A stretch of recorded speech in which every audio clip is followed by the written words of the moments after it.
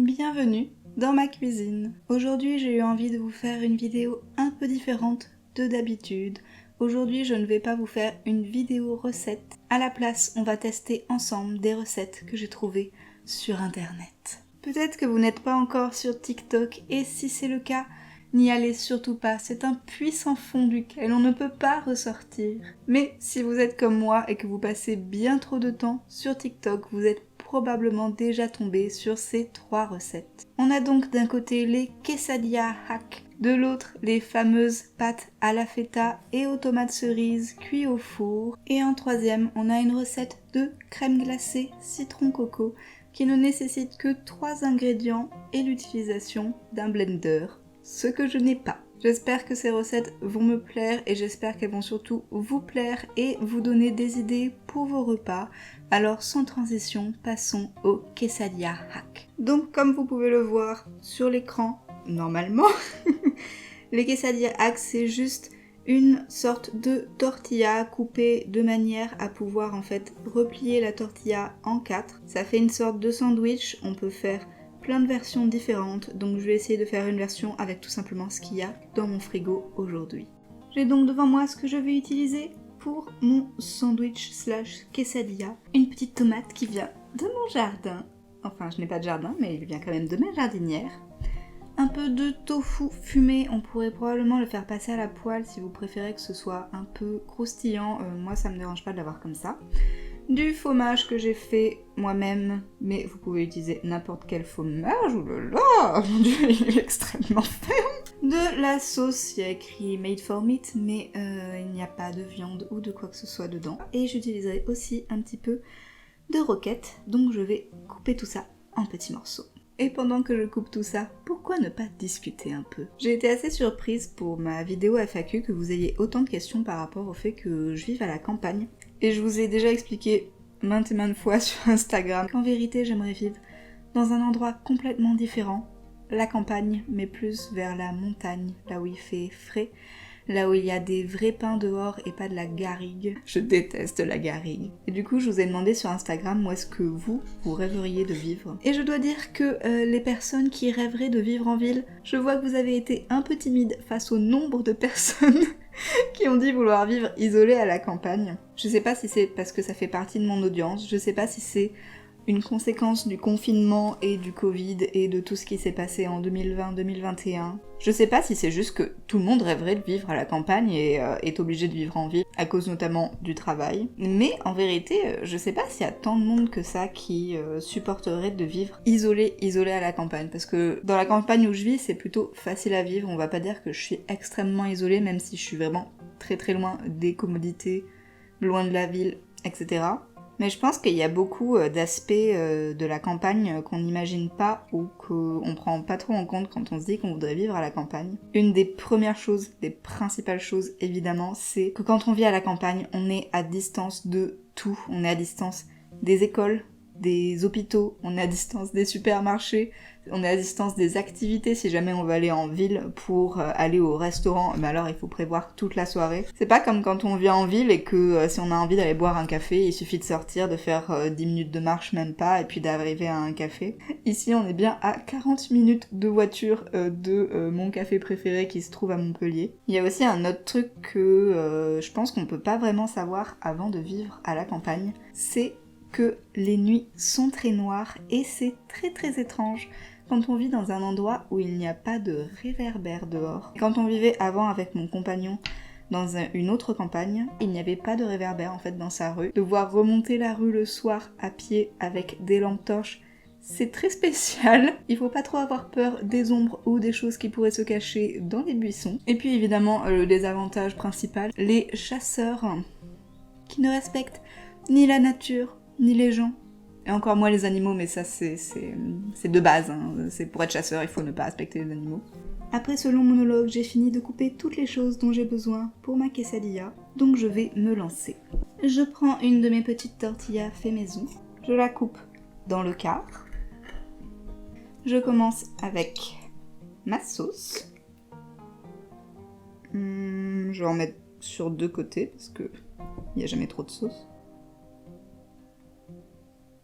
Comme on va passer la quesadilla à la poêle, je vais mettre la salade au milieu parce que ce sera l'endroit qui sera le moins en contact avec la chaleur de la poêle.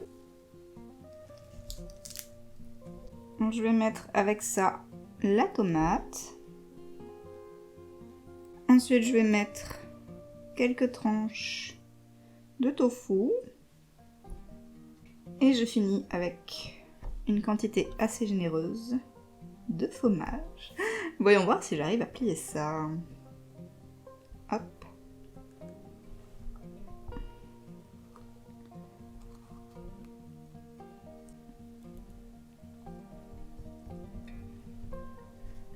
Et voilà. Techniquement, on pourrait manger ça tel quel, mais pour aller jusqu'au bout, je vais la passer à la poêle. Voici à quoi ressemble le sandwich une fois passé à la poêle avec juste un petit peu d'huile. Bon, ma technique pour pas faire cuire la salade n'a pas vraiment fonctionné, elle a quand même cuit. J'aurais probablement dû commencer par faire toaster le côté avec le fromage parce que du coup il a moins eu le temps de fondre vu que la poêle était plus chaude. C'était pas si facile que ça parce que du coup là ce côté-là est plus petit que les autres. Mais testons.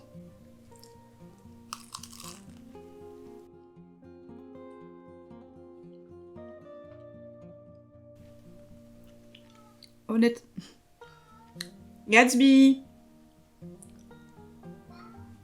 Honnêtement, c'est plus révolutionnaire que ce à quoi je m'attendais. Le fait que ce soit ultra croquant, parce qu'on le fait revenir à la poêle. À l'origine, je voulais le refaire toaster dans le gaufrier, mais j'ai pris peur et je me suis dit que j'allais le faire à la poêle comme il montre sur les vidéos. Ça change vraiment des sandwichs avec juste du pain ou même du pain de mie. Honnêtement, je pense que c'est clairement le genre de repas que je referai si j'ai des tortillas sous la main. Je ne suis pas déçue, même si j'ai pas encore croqué un morceau avec du fromage.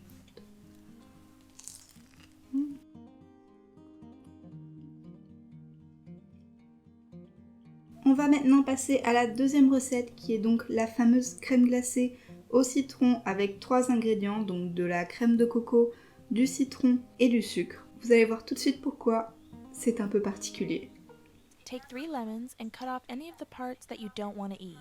Then add them to your blender with a 1/4 cup maple syrup and a can of coconut milk.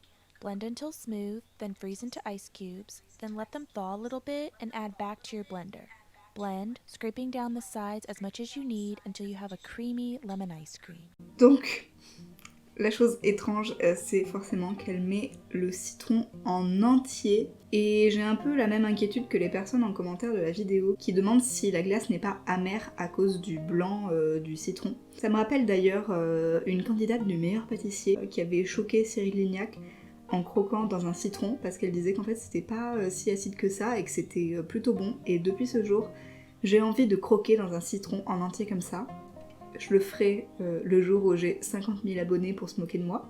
Donc je vais pas mettre les citrons en entier et pour une raison très simple déjà, c'est que je n'ai pas de blender, j'ai juste un mixeur. Donc jamais mon mixeur n'arrivera à mixer autant les citrons. Et le deuxième changement, c'est qu'au lieu de mettre du sirop d'érable, je vais tout simplement mettre du sucre. Je pense que ça ne change strictement rien.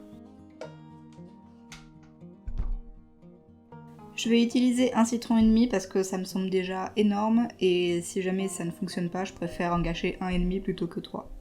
Je vais couper la peau mais je vais garder que le zeste en fait, je vais pas prendre la partie blanche. Vous pouvez peut-être utiliser un économe. J'ai la flemme de laver le mien donc je vais y aller au couteau.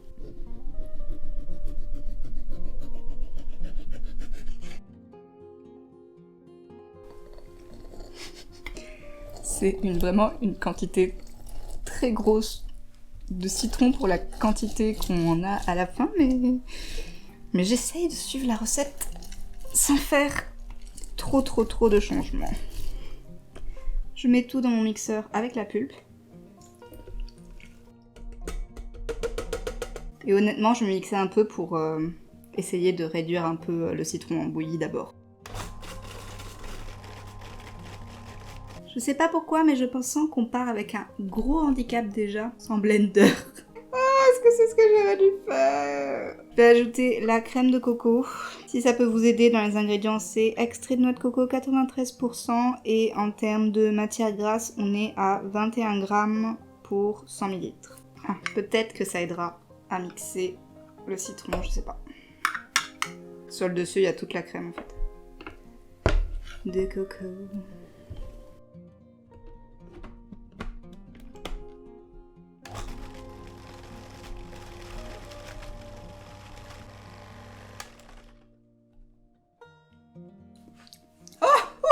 Il faut que je mette du sucre. J'ai oublié le sucre. Oh là là. C'est pas beau à voir. Je rajoute environ 30 grammes de sucre parce que plus, ça me semble beaucoup.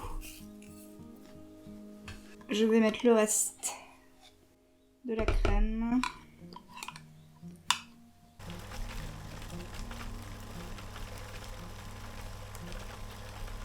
Oh, c'est une horreur. Vu que j'ai pas de blender, c'est horrible. Oh là là. Ça c'est tout séparé. Deuxième essai.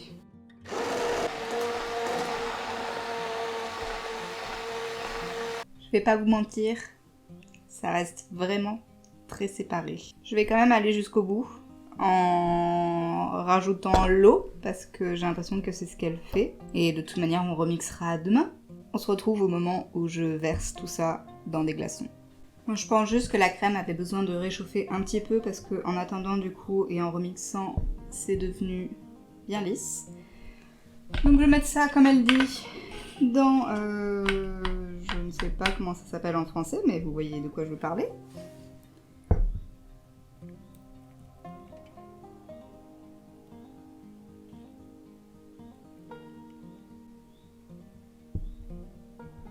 J'ai rempli mes glaçons comme j'ai pu et j'ai fini dans des tupperwares que j'ai mis au congélateur. Avec ce qui me restait de la crème, j'ai fait un petit cocktail crème de citron, jus d'orange frais, rhum et eau parce que j'ai pas d'eau gazeuse donc j'ai juste mis de l'eau. Je vais aller siroter ça en finissant de travailler et on se retrouve demain pour la suite de ces aventures culinaires.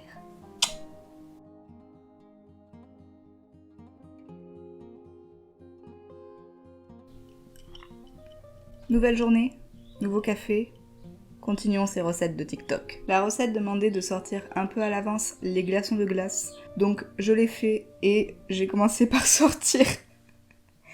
C'était très long de réussir à sortir ça de son moule, mais du coup je vais le mettre tout de suite dans le mixeur et j'ai très hâte de voir à quel point notre mixeur sera performant aujourd'hui.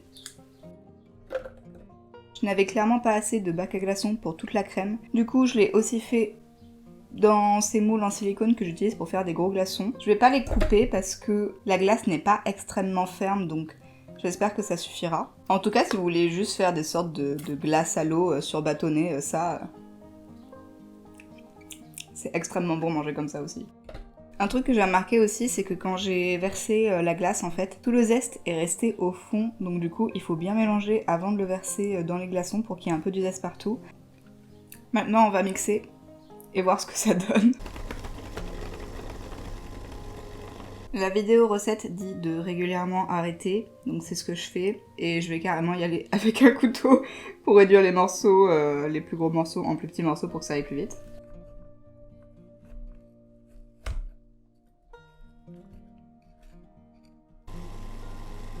Je pense que je vais rajouter un peu de lait pour aider un peu.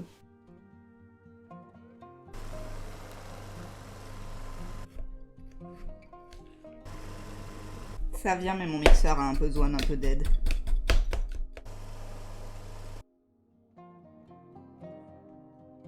Bon, du coup, ça fait quand même une sacrée quantité, donc je me suis juste servi une petite portion et j'ai mis le reste au congélateur. Je sais pas si ça va redevenir un gros glaçon ou si ça pourra être mangé tel quel, peut-être un petit peu décongelé. On verra. Je vais pas vous mentir, j'ai déjà goûté plus d'une cuillerée, mais goûtons ensemble.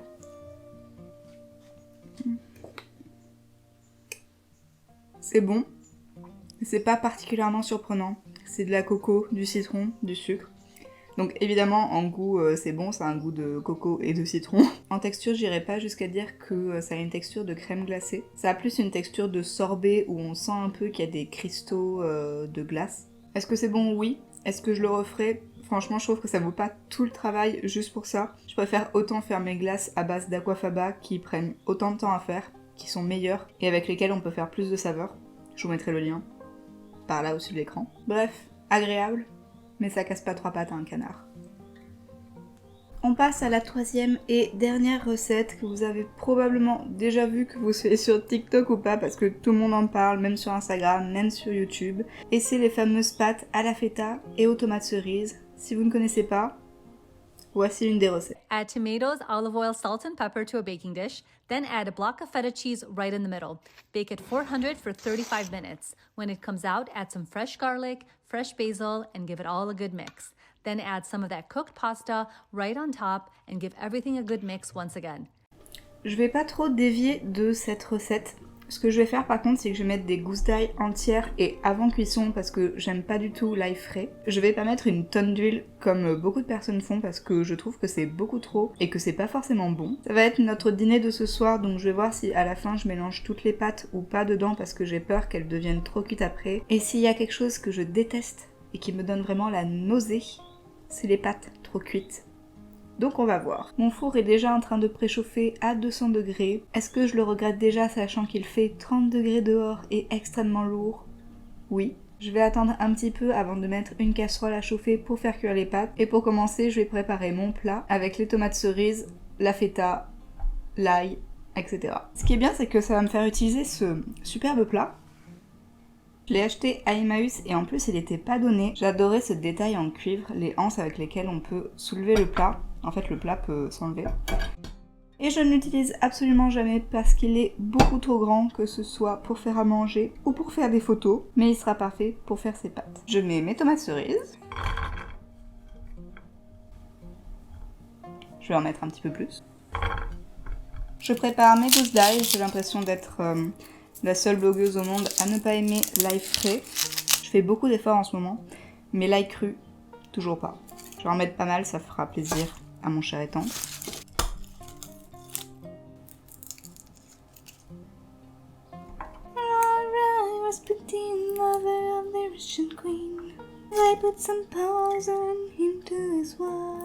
Je pense que 5 gousses, c'est plus que suffisant.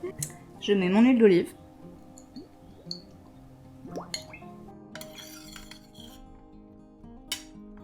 Je mets ma feta au milieu, je précise évidemment que c'est de la feta vegan. Je sais pas du coup combien de temps ça va cuire par rapport à de la feta à base de lait animal, mais on verra bien. Du sel, du poivre. Et honnêtement, j'ai envie d'aller chercher des herbes fraîches de dehors pour mettre en plus. Je vais le faire. Du coup, j'ai juste rajouté de l'origan de ma jardinière et un petit peu de romarin de la garrigue juste en face. Je l'ai mis au four, je sais pas pour combien de temps encore, si ça va durer, je crois qu'elle dit 35 minutes ou 40 minutes dans la vidéo. Vu que c'est pas du vrai fromage, on va voir, je vais garder un œil dessus et puis je vous dirai tout ça. Ça va Gatsby? Ok, ciao!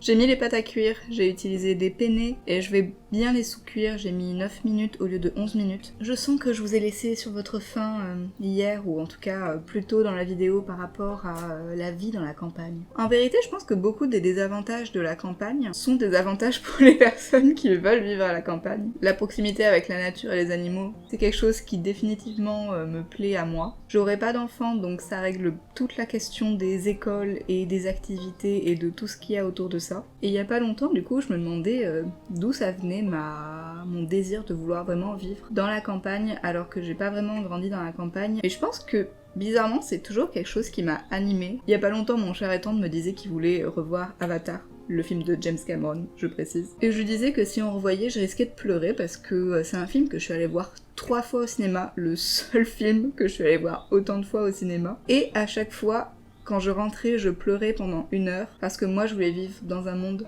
comme dans Avatar et qu'à la place je vivais ici.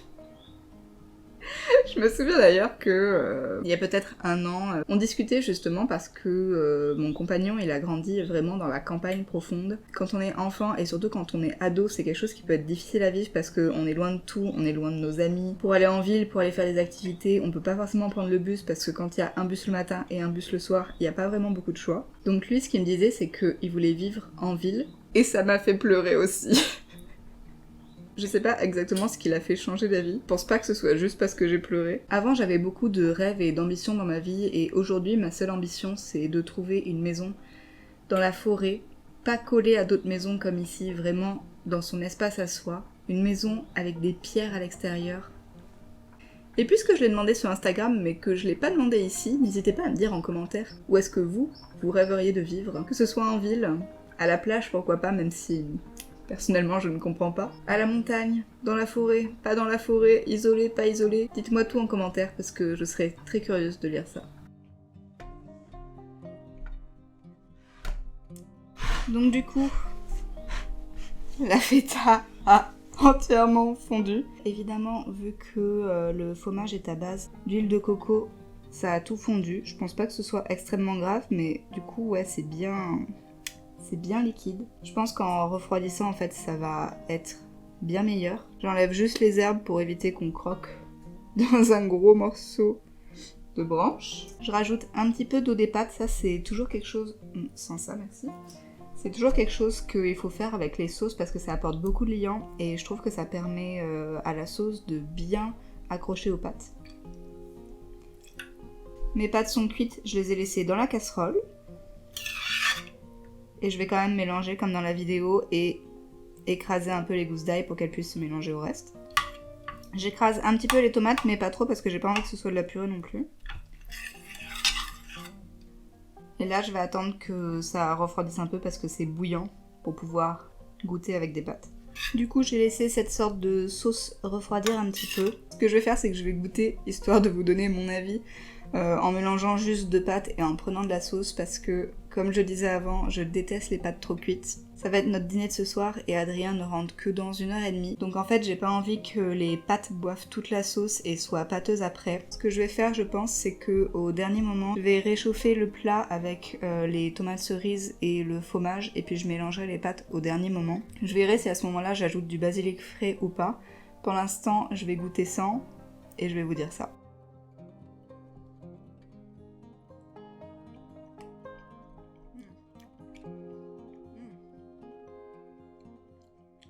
C'est très très très bon. C'est très salé, mais ça on s'en doutait un petit peu je pense. J'adore en fait le goût des tomates cerises avec quelque chose d'un peu plus crémeux. Je pense que ce sera vraiment excellent avec juste les pâtes au dernier moment mélangées et mangées, et avec la sauce qui sera un peu plus crémeuse au lieu d'être liquide. En fait j'adore ce fromage, donc là avec les tomates cerises et les herbes, je trouve que c'est... Et franchement, pourquoi pas le refaire dans le futur avec d'autres variations. Et nous voilà à la fin de ces tests. Je suis plutôt exigeante en termes de nourriture, donc je suis surprise d'avoir autant aimé les tortillas et les pâtes. La glace, je trouve qu'elle a pas trop d'intérêt, mais pourquoi pas. J'espère que ce format qui change de d'habitude vous a plu. Je sais pas si c'est quelque chose que je referai souvent, mais comme on est en été et que je sais qu'on a tous envie de passer moins de temps en cuisine, je me suis dit que ça ferait du bien de changer un peu et de proposer autre chose. J'espère sincèrement que vous ne voyez pas les mouches voler. Mais ça aussi, c'est un des avantages de vivre à la campagne. Je sais aussi que ce sera une vidéo probablement moins esthétique que d'habitude parce que je suis obligée d'avoir des lumières partout pour que vous puissiez voir mon visage, sinon je suis dans le noir, il fait beaucoup trop sombre à l'intérieur et je n'ai pas le budget pour m'acheter des super lampes et donner une jolie lumière, donc pour l'instant, je ferai avec ça. Si cette vidéo vous a plu, n'hésitez pas à la partager, à me laisser un petit commentaire et à mettre un pouce bleu. Je sais que c'est bête à dire, mais ça m'aide vraiment beaucoup pour pouvoir continuer. Pour m'aider à avoir le budget pour acheter une super lampe, vous pouvez aussi me faire un petit don sur Utip si vous avez envie. C'est pas du tout obligatoire, mais c'est très apprécié. Le lien il est juste en dessous de la vidéo dans la description. N'hésitez pas à me dire si ces tests vous ont plu. En tout cas, je suis contente d'avoir fait ces tests et de savoir enfin qu'est-ce que j'en pense après avoir eu ces vidéos dans mes favoris depuis des mois et des mois. On se retrouve la semaine prochaine pour une autre vidéo, donc pour ne pas rater ça, n'oubliez pas de vous abonner. Et en attendant, je vous fais des gros bisous et je vous dis à bientôt.